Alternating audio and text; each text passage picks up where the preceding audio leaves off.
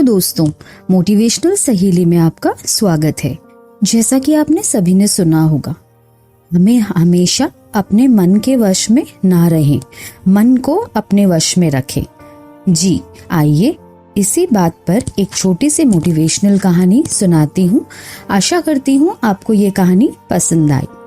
बात तब की है जब बुद्ध चालिया पर्वत पर भिक्षुओं के साथ वास कर रहे थे। एक दिन बुद्ध भिक्षाटन पर गए हुए थे। उनके साथ मेघिया नाम का एक भिक्षु भी था। भिक्षाटन के दौरान उसने एक बहुत ही सुंदर बाग देखा। उसने सोचा कि यह बगीचा बहुत ही शांत और मनमोहक है, क्यों ना इसमें बैठकर ध्यान लगाया जाए। उसके मन में यह बात बार बार आने लगी। जब भिक्षाटन निपटा तो उसकी इच्छा और भी प्रबल हो गई।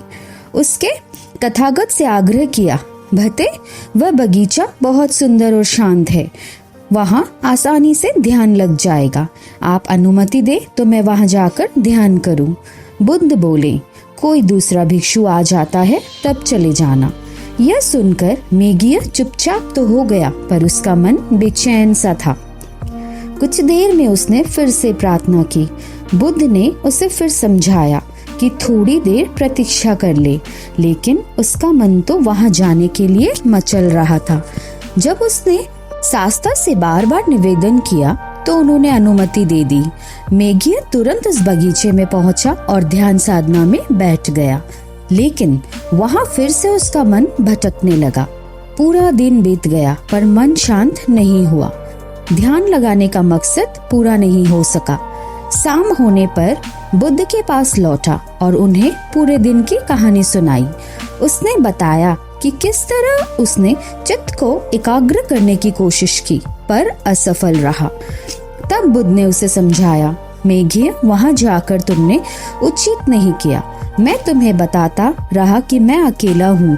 जब तक कोई भिक्षु नहीं आ जाता तब तक मुझे अकेला मत छोड़ो, पर तुमने नहीं माना। किसी को इतना कमजोर नहीं होना चाहिए कि वह हमेशा अपने मन के ही वश में रहे। मन को अपने वश में रखना चाहिए। तो दोस्तों, आपको मेरी यह कहानी कैसी लगी कमेंट बॉक्स में ज़रूर बताएं। मेरे चैनल को सब्सक्राइब करना ना भूलें, वीडियो को ज़रूर लाइक करें। तो दोस्तों, आपको यह समझ आ गया होगा कि हम इंसान हमेशा यही चक्कर में रह जाते हैं कि हमारा मन जो करता है, जो कहता है वही हम करते हैं, पर कभी कभी मन के ही वश में रह जाते हैं। बल्कि हमें अपने मन को अपने वश में रखना चाहिए, उससे जीत हमारी ही होती है। तो आपको मेरी ये कहानी कैसी लगी ज़रूर बताइए। तब तक के लिए अपना ध्यान रखें और हमेशा खुश रहें।